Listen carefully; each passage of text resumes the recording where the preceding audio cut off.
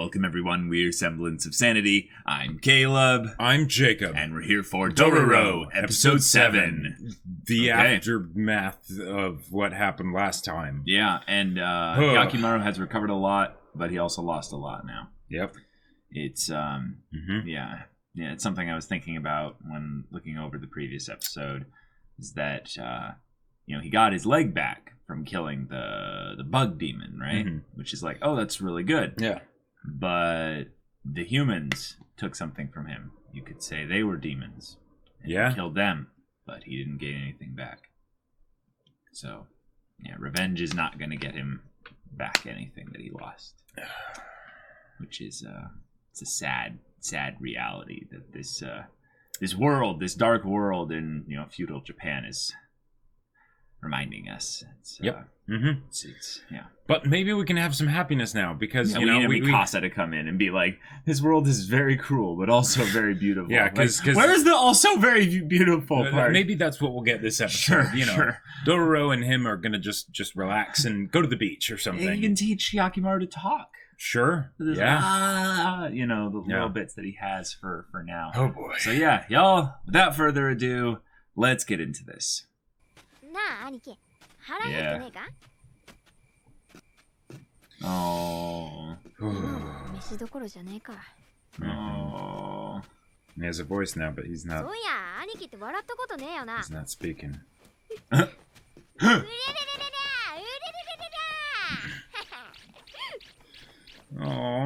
Oh.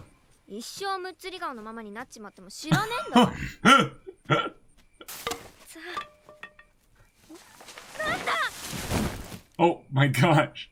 People in a treehouse getting it on. Oh! Oh, no! Not spiders! No, God, no!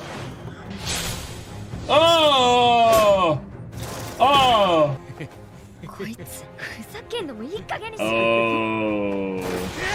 Oh, it's got a face too. How much you want to bet it's gonna make him remember her? Kill that thing. Oh. Oh, guys, I'm not a fan of spiders. No. I recognize this voice. I do too, actually. Where have I heard that voice before? Well, we'll hear it again because they decided to keep this monster around for more than the first few minutes. Thanks a lot. Watch, this is going to be a multi-parter episode. No! Fire! Light it up, babies. Story of the Jorogumu silk spider. And it didn't say part 1, so... That's good. That is good. The spider, yeah. Oh, this is gonna be that he doesn't care to help people, really, because... Yeah. People are... Oh. Gotcha, so the cocoons keep bringing her back into a human form. Sure.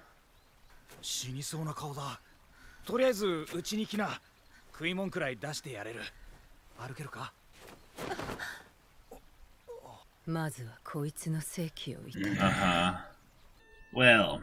So I guess she's kind of weakened and this is how she has to... regenerate.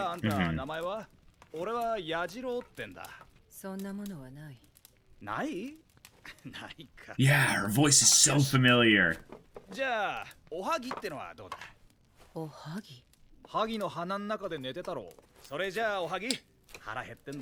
I'm gonna go crazy once I find out what it actually is because...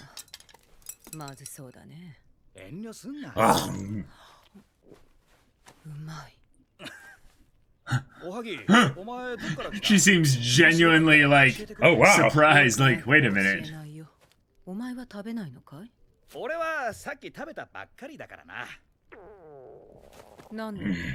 Wow, what a good guy. He's giving her all his food. Jeez. And he's gonna be gone all day. Yeah, he's gonna be working all day on an empty stomach. And zlop. Yep, yeah.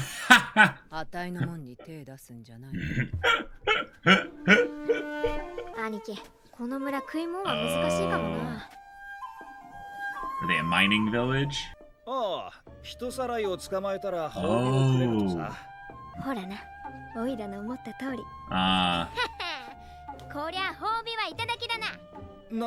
Loudly proclaiming.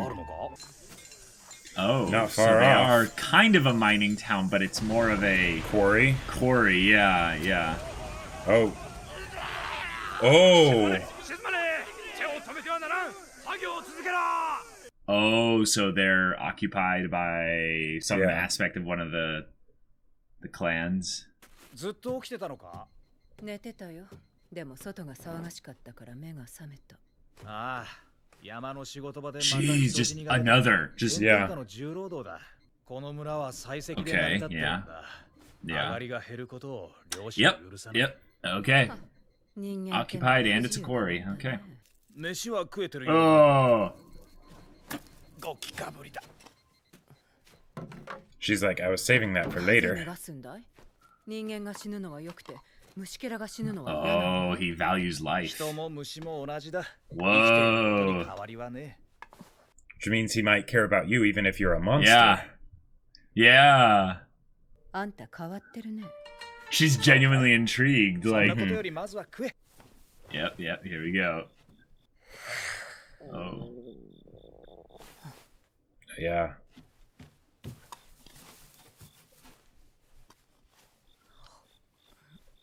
Wow, wait. So So, as she gets hungry, she's using the human food to stave off. Well, I mean, he's hungry as well. right, but I think it's the idea that she realized that he was hungry, but he wasn't. He was basically giving the food to her. Yes. Yeah. Yes, he's a really good guy. Mm-hmm.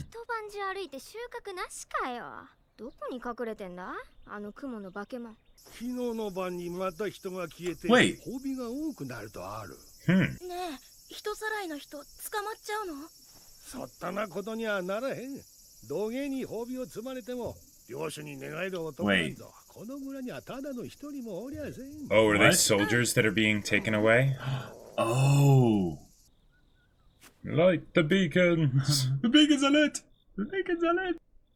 おはぎ、お前さらにやつれてるな。Yeah, Yeah. human food won't sustain her. あんた、今朝はやけに早く出かけたね。山での仕事以外にも何かやったのかい？月の沈む時刻に一仕事あってな。 Oh. No 本 way. 業みたいなもんだ。 He's the...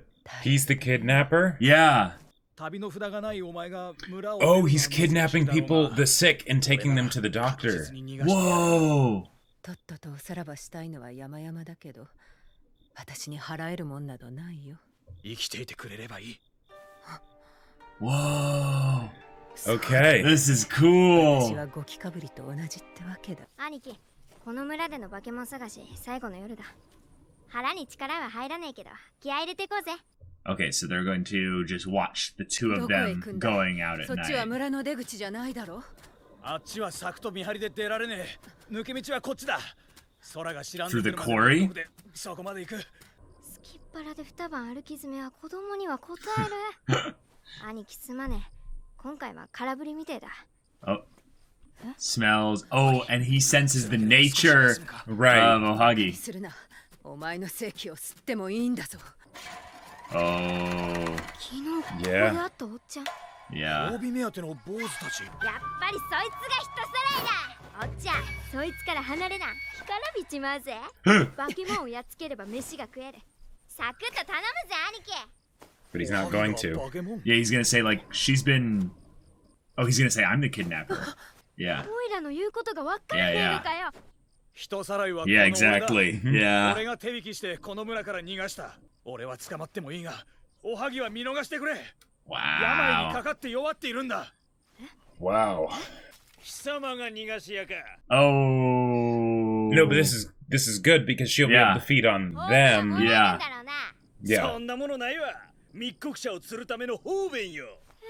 Oh, やり wow. 方が汚ねえぜ。お前らは悪党だ。その男を捕らえろ。 Hey, here comes the spider. Yep. Oh, maybe he couldn't sense her until now. Now she's getting stronger, so yeah. Oh, here we go. Oh, this is gonna end badly now. あんたの仕事は終わってないよ、逃がし屋。どっちに行けばいいんだい。あっちだ。よし。Oh. ちょっとじっとしてて。じゃあ一気に行くよ。そら。Wow. All right. まだ山を越えられるほど力は戻ってないよ。あと5、6人は男のせい。Oh, okay. Okay. 人を殺すのか。Yeah. 人 Yeah. 間は貴重な餌だからね。今まで命まで取ったことはないよ。生きてりゃ人間の生気は戻る。そいつをまた吸うんだ。共に生きるのが長生きの人。Oh, this is how she. そうか。これからも。He's gonna Right. offer himself. You can, but- yeah, and this you is- can feed on me. Right, and this is how she does it basically. But that looks like five torches right there. Oh, that's true. That's true. あいつらの後を追うしかねえよ。俺の仕事はここまでだ。 Oh, he's not going with her. Okay. Yeah, I'm kind of surprised. バケモンと一緒じゃ嫌かい？ Oh. おはぎ、わかった。この村で死ぬくらいならここから逃れて、お前の餌として生きていくか。Okay. あんたみたいなおかしな人間には今後二度と出会う。 Wow. じゃあさっさと。 Yep. Yeah. Yep. Oh, dang. She was talking in the past tense, and it's Yeah, like, yeah. oh no. Whoa. Tentacle powers. Tentacle powers are always OP. Yep. Oh.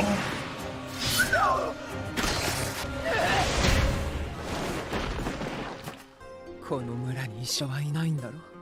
私がお前を連れて行く。お前は死なせはしないよ。Whoa. 世の中わかんねえもんだな。でもさ、兄貴の耳が戻っててよかったよな。じゃなきゃ Yes. かなり後味の悪い結果になってたと思うぜ。まだ喋る気になんないのか。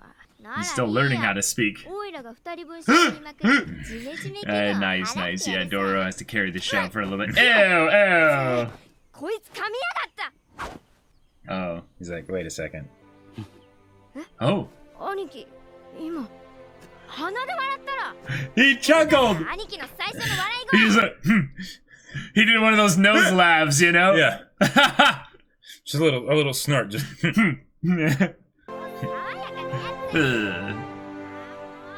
Yeah, I'm not.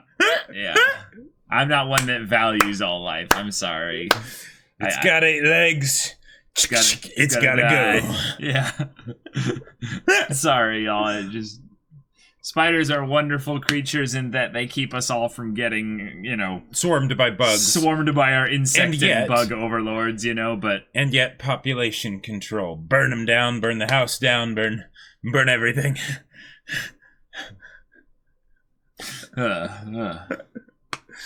I love how the first time they had the wholesome story with the monster, it's with a spider.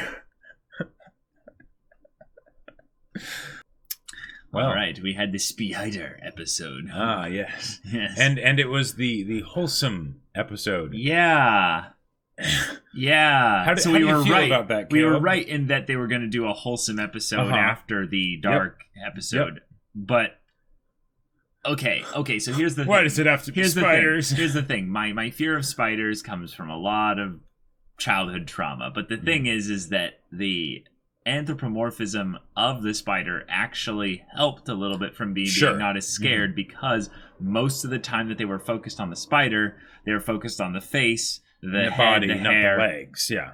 Well, specifically just the fact that the spider would be talking. Mm-hmm. And I'd be like, okay, my brain disconnects and goes, that's not a spider then because, you know, that's there. You don't have the... But when it was, and I just, no, like it's like, I can feel the spider running down my spine. Like, that's what it feels like. It's just man. like, oh God, like, no. So this was a very wholesome episode. Yep. Very sweet episode. I did not see that coming. Like, you know, well, not for a while. A lot of it was predictable. Yes, a lot of it was predictable, but the idea of the kidnapper, because like the whole thing of the spider being the kidnapper, that's a very straightforward thing. But it's like, oh wait, no, the kidnapping isn't something that the townspeople are worried about. Right. Like, oh, okay, that changes it up. Then it's the idea that it's actually someone rescuing people from the dangerous and backbreaking work that they have to do at the quarry. Yeah, that's brilliant. Yeah, and then if people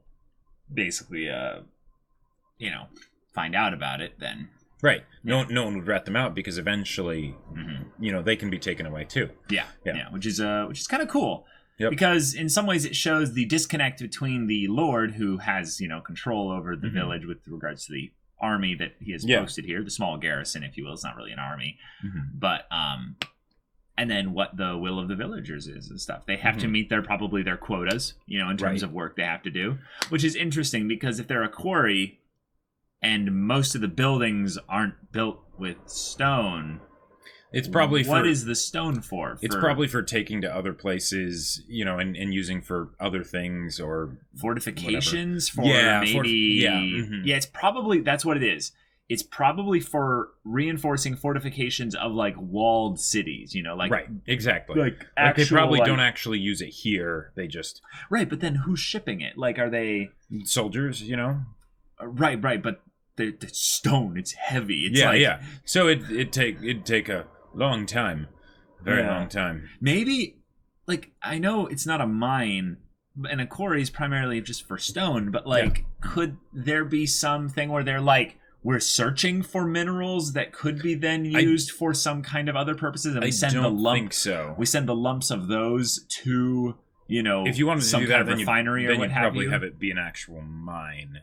I think with the idea of the quarry is that, and because it's like something that's being done by the Lord, it's probably something where it's like, okay, it's not going to be used here, but and it will be tough to like the transportation of it will probably be slow, but then we can take it and he can fortify his main base of operations or something like that, or whatever. Yeah, it's interesting, because in some ways the return on investment has to be something where it would give them a reason to send money into the village. But now that I think about it, if it's forced manual labor, they have no food.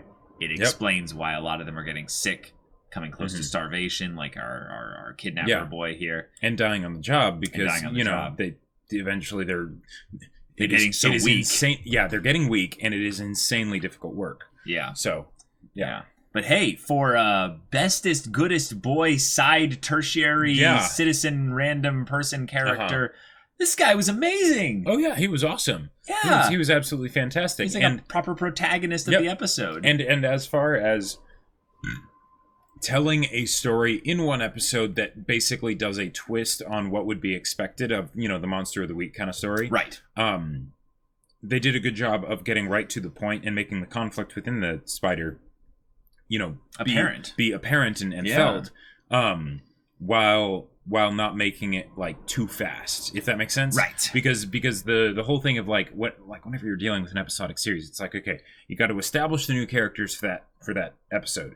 You've got to not just establish them, but if you want to have any kind of character arc, you need to have the establishing of them be quick and aggressive and all that stuff. So then also have the development be aggressive and quick, so that then you can have the payoff on that development. Because here it wasn't just that she made the decision not to eat him, it's that she made the decision not to eat him, and then there was all the stuff multiple times after, right? Yeah, exactly. So that is tough to do in a 23-minute episode or whatever it was. Yeah, by having her sucking the guy in the very beginning and tying it to a bit of comedy with Dororo just being like, just get a room.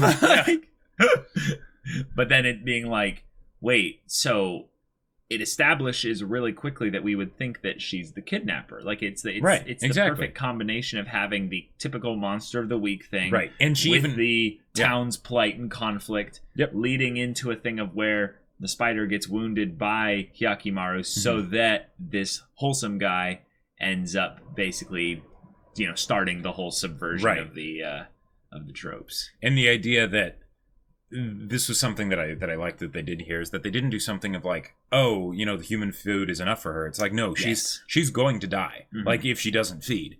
Right. But then the idea of, well, she can actually feed and, you know, and not kill someone. In fact, that's what she's been doing this whole time. And I feel like if anything, that might have been something to make it so that there's no part of us that is basically not rooting for the spider, you know? Yes. Because make sure that she has never actually killed someone, so that way there's nothing like that.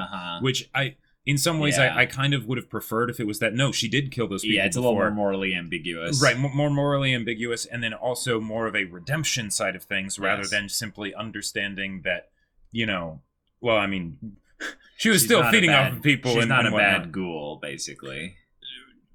Right. Yeah, because it makes it so that there's, even though it happened, the reveal that she had never killed anybody happened after. It makes it less surprising that she ended up changing, as opposed to, because the thing is that the guy was so just like no conflict whatsoever. He was just the goodest, most, like, you know, wholesome person that does not deserve to live in this world, or this world does not deserve to have them in, you know, this world. But I guess with one episode you can't, like, you don't want to make it too complicated, you know? Right. So, like, if they had made it so that she had actually killed people, then they probably would have needed to spend more time on the struggle of, like, not killing him, and then the whole idea of, like, could she feed on people and not kill them, kind of a thing. So then just keeping it simple worked out better. Yeah, in some ways I almost want to say that they took the monster of this kind of episode, this part in the story. I don't know how it is in the manga or what have you, but the amount of blood and violence and just darkness of the previous episode, they made a monster that was basically censored. Now, this is a weird way to kind of look at it. It's obviously not censoring, but there was, like, no blood this episode. Right. And even blood was really from, like, Hyakimaru getting, like, wounded. And even the draining, it was over very quickly whenever she fed on someone. They never really showed her biting it lasted them. maybe a second, you know. Well, right, but they never actually really showed her biting anyone directly. It was like from a distance, and we wouldn't really see and it was she'd just put her head down, and then she'd be up. Put her head down, and she'd be up. And it was like a quick drain of just like, you know. Yeah.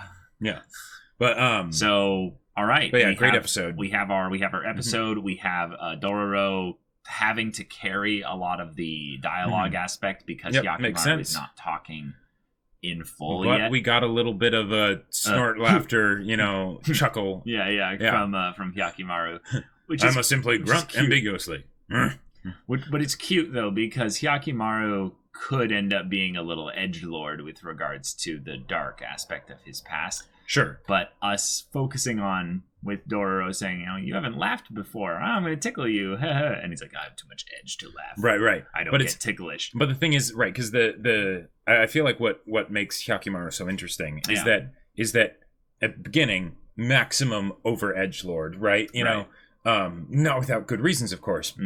And then, but the thing is that the progression, the character arc for Hyakimaru is about becoming less of an edgelord, right? It's about becoming more of a whole human being. Yeah, and that's very engaging. Yeah. I mean, he didn't know what he had lost, though, really. Oh, definitely. You know? So now that he knows that he's lost something specifically from his father's clan, it's something where I think he could revert back. Yes, they will definitely have that side of him that's still there, but that's why, you know, well, maybe that's why the show is named Dororo. Yeah, because, you know, it's about Dororo helping Hyakimaru. Being the anchor for him. Exactly, to hold him steady. Yep. There was a couple moments where the action was kind of simple, kind of simple and stuff. So I would love to go back to the days of kind of the sword, the cursed sword of combat duels, kind of stuff like that. Because in this one, Hyakimaru didn't really hardly ever actually fight. Right. It was all about the spider fighting, and it was just tentacle, web people, bring them to me. For sure. Okay, on to the next one, you know. But But I have to say, the idea that Hyakimaru has now way more of his senses back, and he can make these kind of wordless decisions where he lets them go because he was able to hear what they were talking about. Yeah.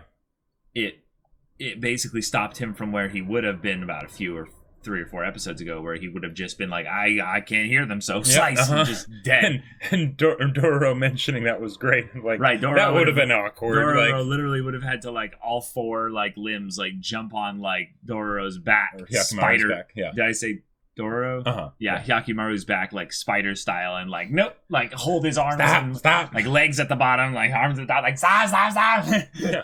They're good people, and he's just like, I see red, that means they're dead. So let's go. Yep. Hyakimaru is that one person in like an open world MMO who just sees basically the colors. He doesn't see the name. This is something I can't attack. Well, then say no more. More like this is something that's going to attack all the green things around me, all the white and green things around me. Oh, sorry, just slice. Oh boy. Yeah. Hyakimaru talking soon, though, I think is going to happen. Yeah. Now that they're giving him a chuckle. The next thing is basically him learning basic words, and that's fun. Like the idea of a character learning to speak as an adult. There's a lot of cool things you can come with that, because then communication becomes a huge focal point of the narrative itself. Yep. And that's what it should be, I think, in general, anytime you have more than one character involved in the story. So yeah. Oh boy. But yeah, great episode. Yeah, very simple but very good episode. And a good breather after previous episode. Yes. Huh. Yes. And once the episode got going, it was like predictable in a good way. Like we were able to go, oh, then that means that this one must happen. But the kidnapper bit, that was a really good. Yeah. And thankfully he didn't actually die when he got shot with the arrows.